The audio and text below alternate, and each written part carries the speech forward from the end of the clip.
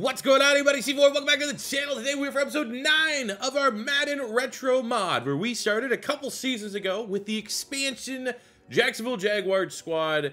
And after 4 years of being really good and collapsing in the second half of the season and not making the playoffs, we need to turn things around. We have the 17th pick here in the 1999 NFL draft with plenty of options to take a look at. One is like, let's look at the big names that are available. We have someone like Ricky Williams, who obviously, I'm a big fan of Ricky Williams. I'm a big fan of everything that Ricky Williams stands for, if we'll phrase it in that regard. But, you know, great player, awesome player. Would love to have him on the team. But we got Mike Allstott at running back. And while I think there could be a healthy combination of a Mike Allstott, Ricky Williams backfield, it might not, you know, we need to find a move that's going to make this team go over the edge. I don't know if that's necessarily the best course of action. We need an offensive lineman, and Luke Pettigo looks pretty good if we want to consider an offensive lineman. Freak athlete. No idea what the rating's going to be, but tackle, right tackle in particular, is a position that I definitely think we should consider, and he is the top available lineman on our board. From there, we could shift to the defensive side. I think we could look at edge rusher, pass rusher. We have Patrick Kearney here, formerly, most notably, with the Atlanta Falcons. He was productive. He's like always underrated, kind of guy that get you like 7-8 sacks, a couple double-digit sack seasons here or there, but ultimately not too crazy. And if you weren't a Falcon fan, you probably are not overly familiar with what he brings to the game. We have linebackers. Yeah, you know, linebacking room is pretty good. We talked about some of the corners. But the big move, it basically came down to 3 moves. He's like, 1, we say screw it. We get Ricky Williams. We pair him with Mike Allstott in the backfield. Number 2 is we take a look at the best pass rusher available, which would be Joey Porter. Number 3 would be trading pick 17 for a future first-round pick next year, because there's a certain quarterback that everybody knows that was a member of the 2000 draft class. Now, there's a chance if we do that, we trade the pick 17, get a first rounder for the 2000 draft, that we still don't get a certain player. But, man, as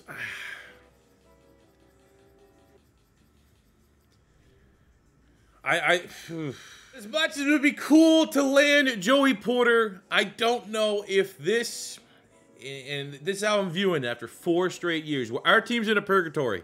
I don't know if Joey Porter, built and added on to this squad, is the missing piece to get us out of this purgatory. We might need someone truly special. So we are going to punt on the 1999 draft. Send our first round pick, our second round pick, and our 4th round pick in 2000 to the Baltimore Ravens, who have been like a bottom 5 team every year since we've done it.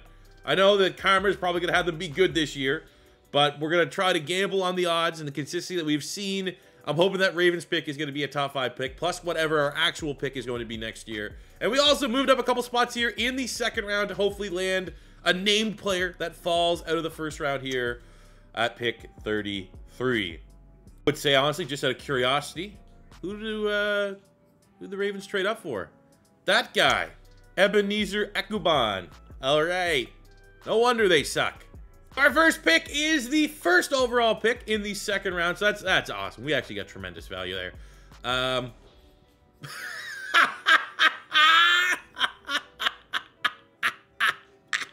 Let's go! Holy, let's go. Perfect. We had the balls to make a trade like that, and the cards actually played out in our favor. We get the guy that was awesome.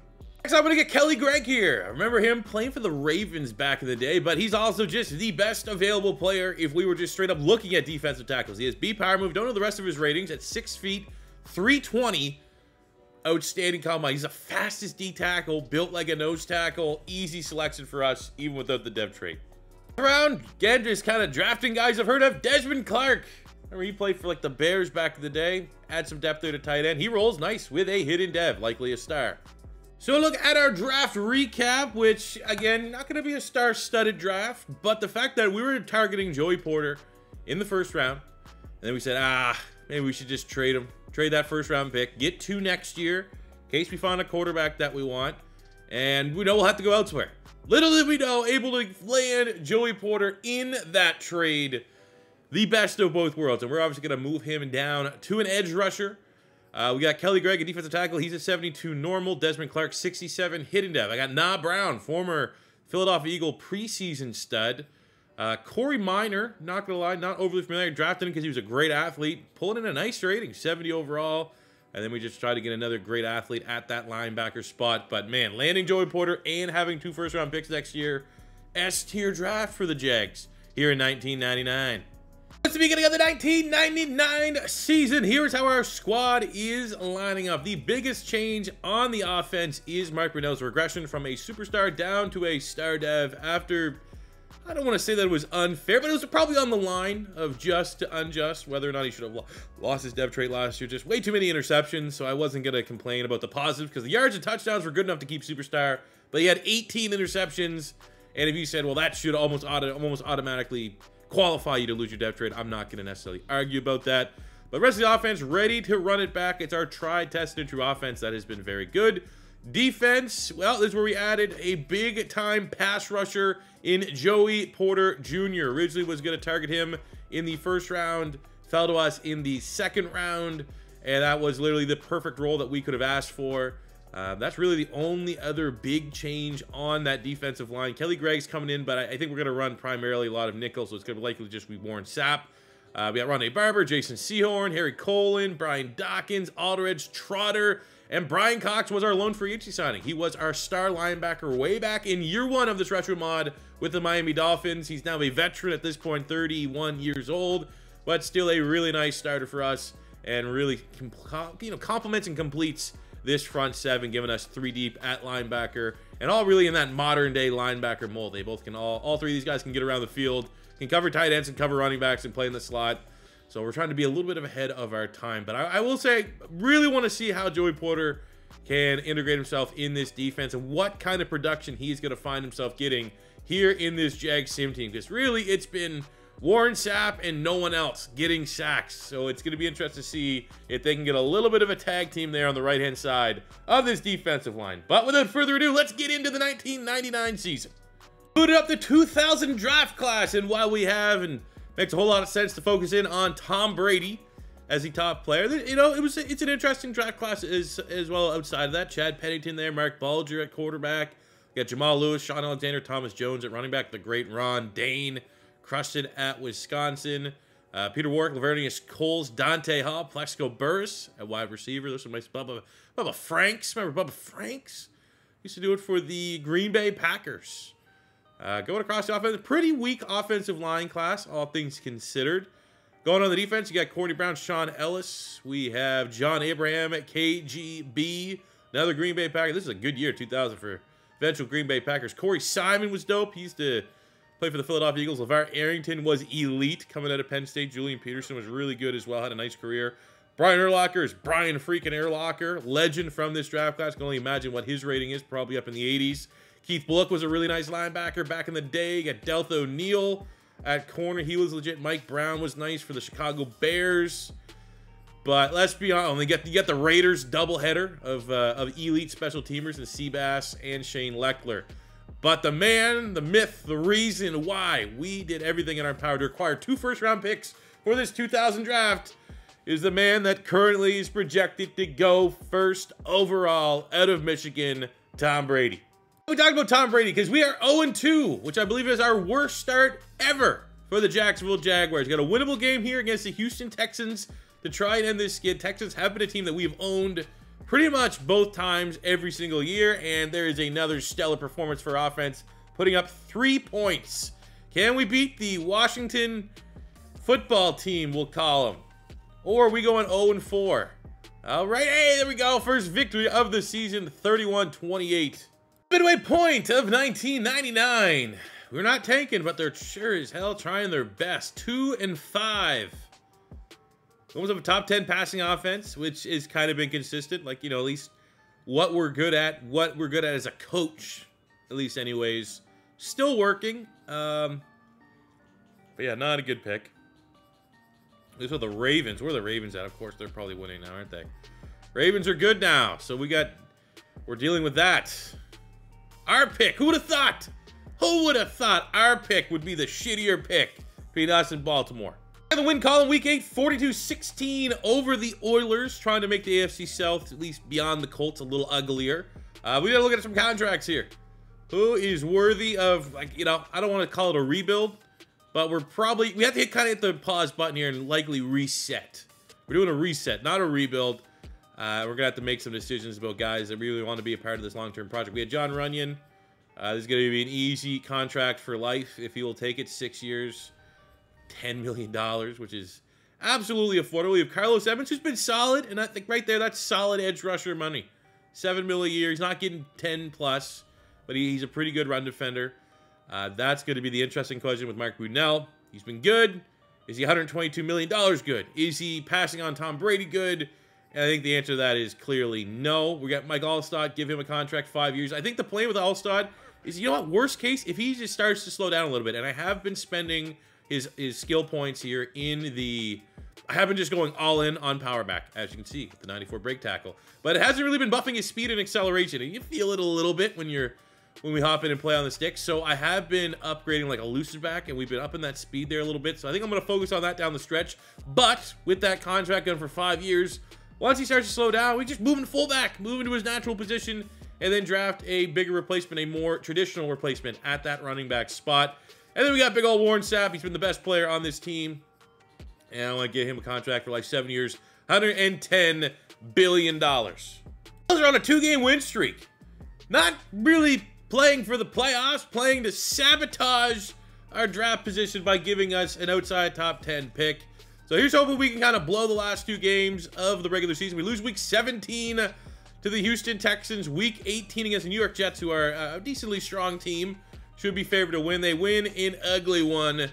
And we finished the year last place in the AFC South. But 7-10 is not a brutal record. The Ravens also, I think, made the playoffs.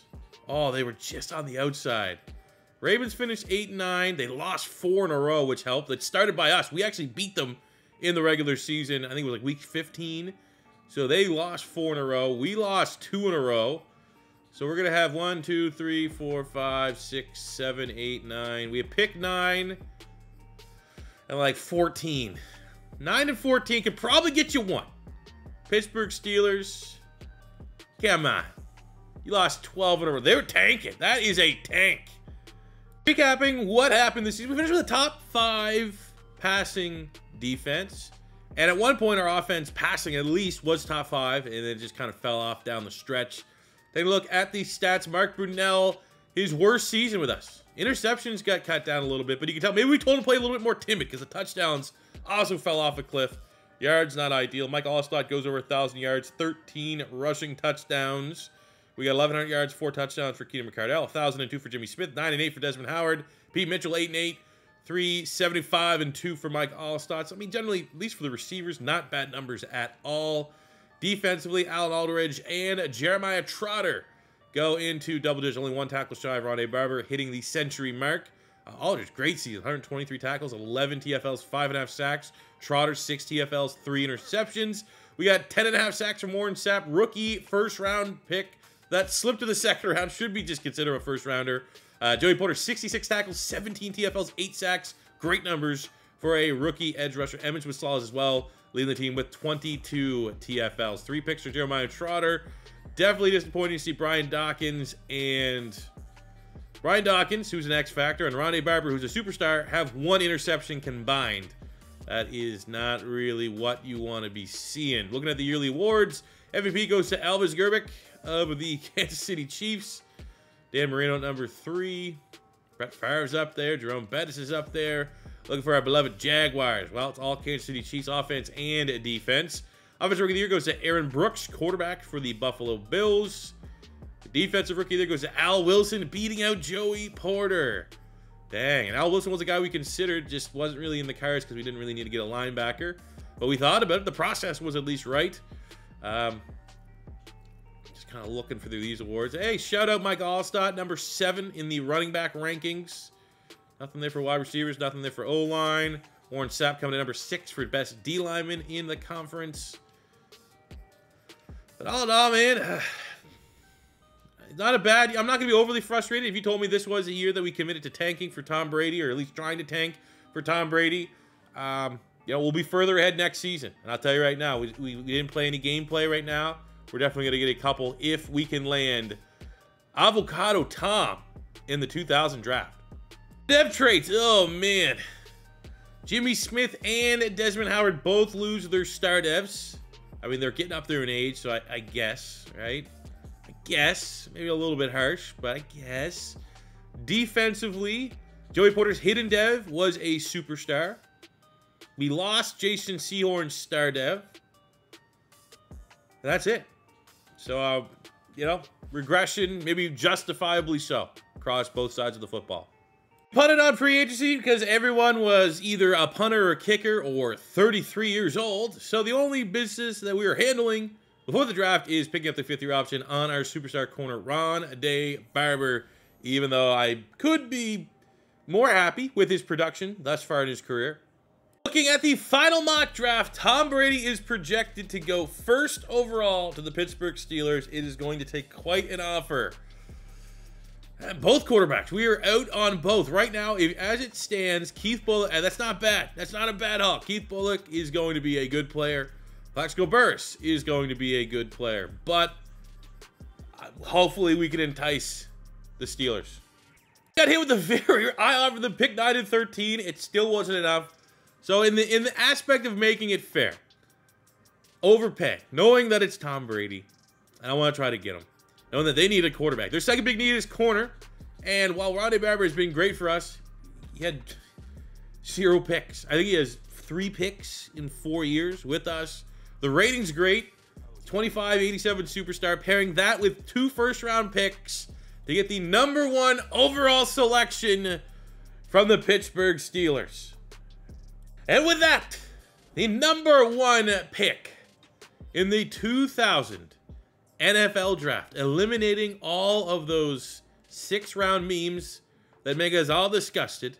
In this realm, the #1 pick in the 2000 draft, the top fit for the Jacksonville Jaguars, Tom freaking Brady. The corners here in the second round, I was kind of hoping I've heard of any of them. That, you know, wouldn't be a big reach. Unfortunately, never heard of any of these corners. Have heard of Mike Brown, but our safety room is...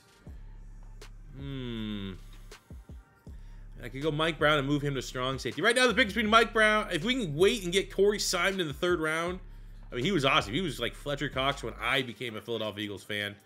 So I think we'll go Mike Brown here at pick 9 in the 2nd round. Hopefully, Corey Simon is available in the 3rd. Hidden dev here on Mike Brown.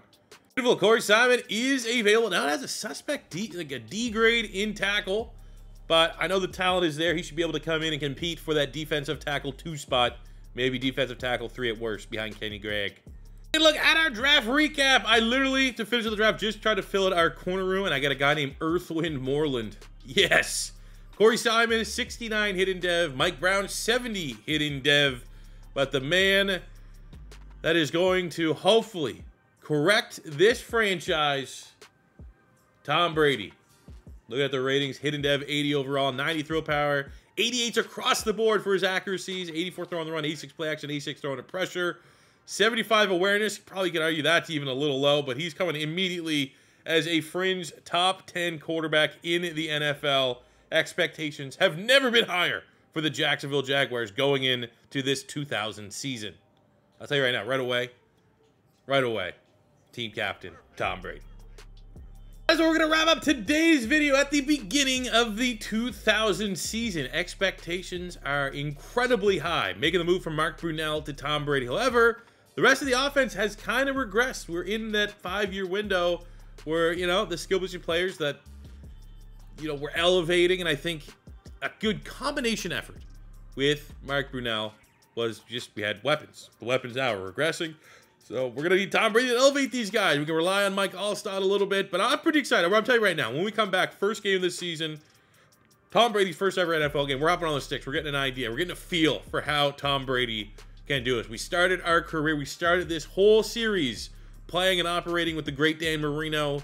Had a little bit of a stopgap with Mark Brunell, but now we're moving on to another potential likely GOAT in Tom Brady. Or maybe this is where Tom Brady's career kind of falls off and dies. Maybe we never live up to the expectations. Who knows how things are going to unfold for Tom Brady? We're going to find out over the next couple of years here with the Jacksonville Jaguars. So thank you guys very much for tuning into today's episode. As always, your first time stopping by, don't be afraid to hit that subscribe button, smash the like button if you enjoyed. And until next time, it's your boy C4 saying peace out, love ya, have a good one.